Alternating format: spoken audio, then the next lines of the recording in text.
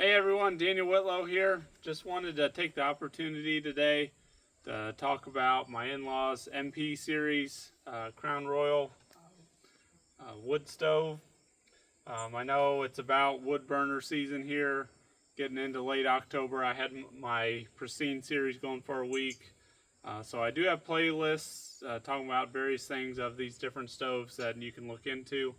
I'll have them in the description at the bottom below the video. So I thought I'd just kind of go over the workings of it. I don't know that I've done that in any of my other videos. So I know this is the time of year that people start to research and think about it. So we have the 7400 MP. There's the 72, 73. There's now a 7350, and then 74 and 75. 7500 is just massive in size. You will notice this is, I guess, 2 seasons old now. The newer generations have a different door. It has the, I think, more insulated door like the Pristine series. But other than that, yeah, I thought I'd just kind of do an overview of how it works and go from there. All right, so I got this picture from the Crown Royal website, and this is just to kind of aid in showing the features in actual wood burner, or stove here, furnace, and kind of a cross-section diagram. So there's 2 blowers on the back. I'll show you that in a minute. And one blower is putting in air down below in the back there and is feeding the bottom side of this fire. Okay. And then there's another blower up top that is feeding air into these passages up above here. And that is to aid in the combustion of the wood. So it is intended for better air mixture, mixing of the air for the burn, to overall get a better combustion. So that's where, like, this is showing the arrows coming down as air coming in. Now, once it's burned, the air is actually going up, and then it starts, they call this the triple pass heat exchanger. So I don't know if you can see it, but up there is the channel, that it goes in. And then it goes to the back of the stove, and then it comes up, and then you can see I've got this door open here.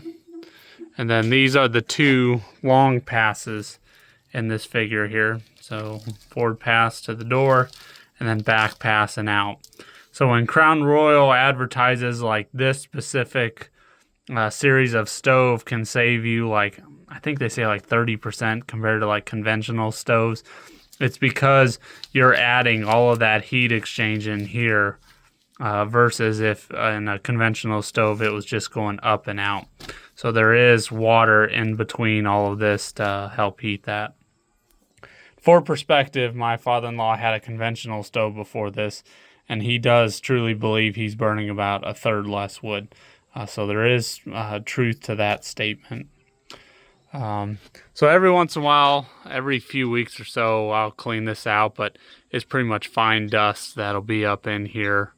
And then in here are your shaker grates, and then this is your ash pan down below. So this handle here, you'll see when I rotate it like this, you can see how those go, and those shake the coals and get the ashes down below. You don't want to do that too often, especially when you're starting a fire, because you don't want those hot coals that are keeping your fire going during the shoulder season to go down in there, and then that prevents the fire from starting back up when the blowers come on.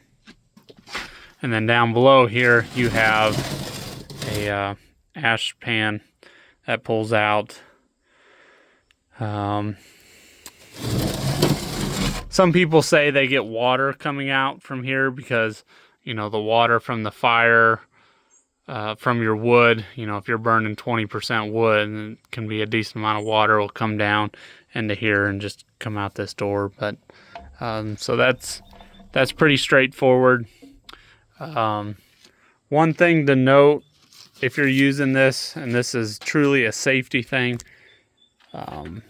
is anytime you go to open the fire, always crack it and don't release this. Just crack it and let it get some air, because if any of you have seen like the movie Backdraft, is if the fire was just burning and then it shut off and it is starved for oxygen, and you crack this door and you open that all the way, it can just blow this open.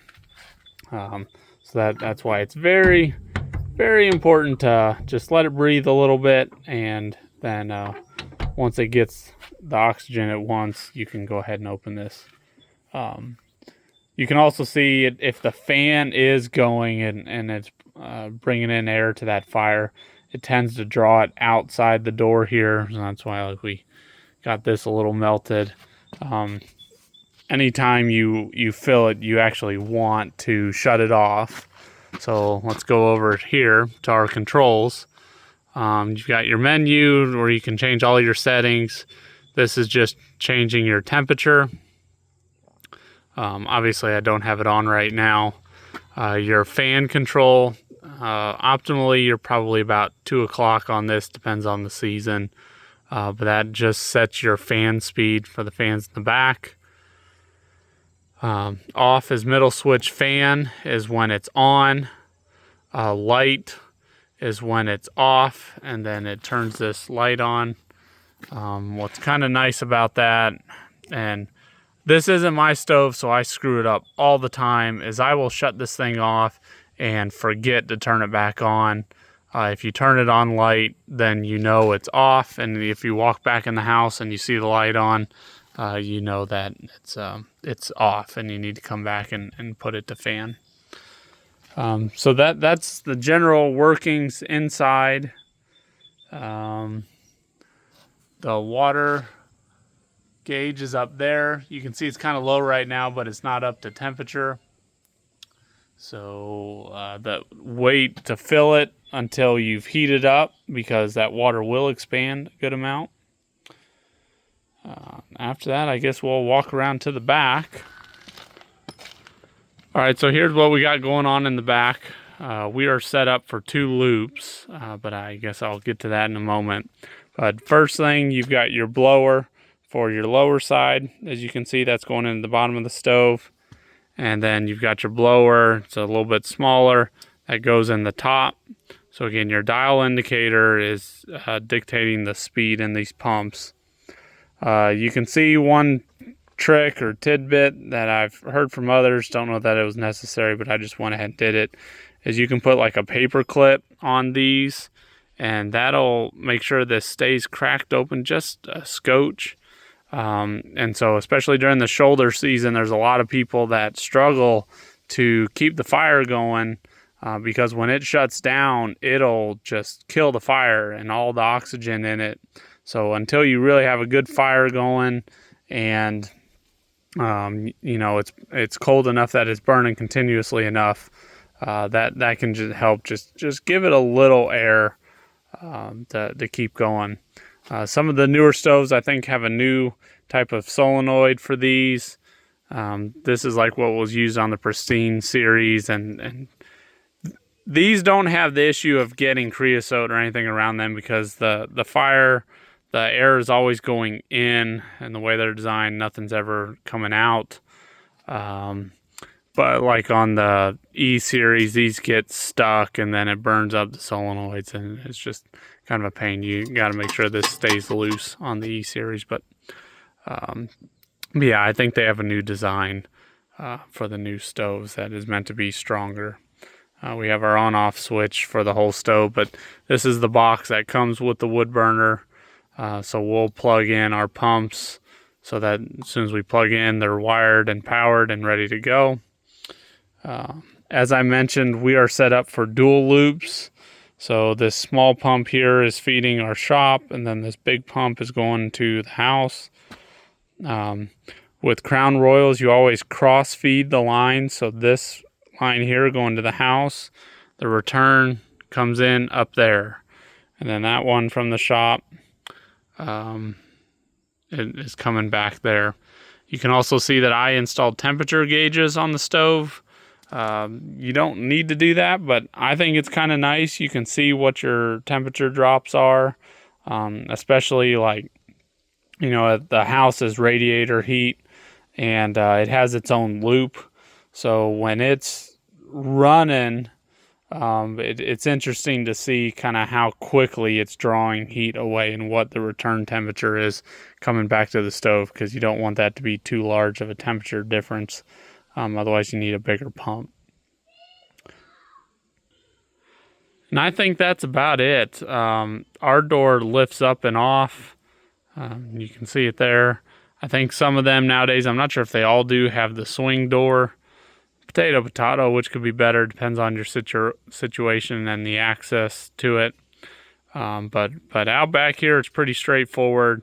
I guess one other note for people, make sure that you aren't getting anything clogged. I've seen people where, I forget, I think if this gets clogged, like this can like catch fire or something, but as long as everything's clean, this stove is really, really easy to operate. Like I said, I have an E-Series, and if you haven't seen my video comparing the two, I encourage you to look at it. I'll have a link here in the top right, and I'll do that in the bottom also. But the E-Series, the MP series is just, you throw it in and it'll burn it. Doesn't matter whether it's green or dry. It just does a great job. As for smoke, some people complain about the smoke. It'll smoke like a locomotive, an old steam locomotive, when you load new wood into it. But other than that, it's pretty surprising. It doesn't really put out smoke that bad, in my opinion. Other than when you load wood and maybe when the fan first kicks on. But I'm really impressed with this stove. And I would be hard pressed not to get this model if I ever, had to change for any reason, which, Lord willing, I hope I don't have to do. So yeah, let me know what all you think, what all you're looking into. If you have any questions, I'll be happy to answer.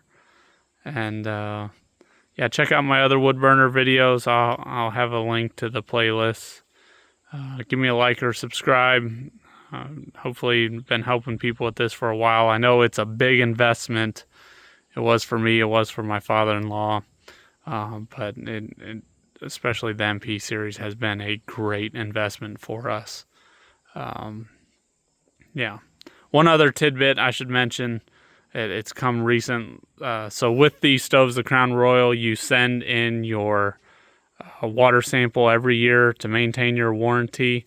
Apparently now they are starting to test for chlorides in the water.